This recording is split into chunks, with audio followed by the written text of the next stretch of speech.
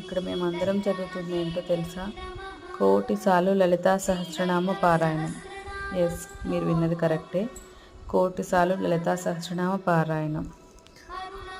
మా పక్కన ఫ్రెండు తను మొక్కుకుందంట అమ్మవారికి అలా కోటిసార్లు చదివిస్తానని.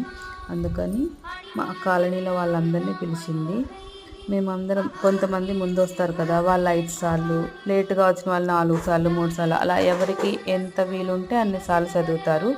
తను ఒక బుక్లో నోట్ చేసుకుంటుంది ఎవరెన్నిసార్లు చదివారు అని.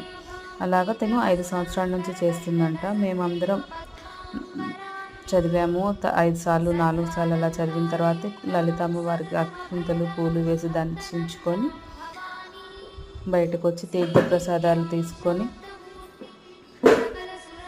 తీసుకున్న తర్వాత తను బొట్టు పెట్టి అందరికీ తాంబూలం ఇచ్చింది.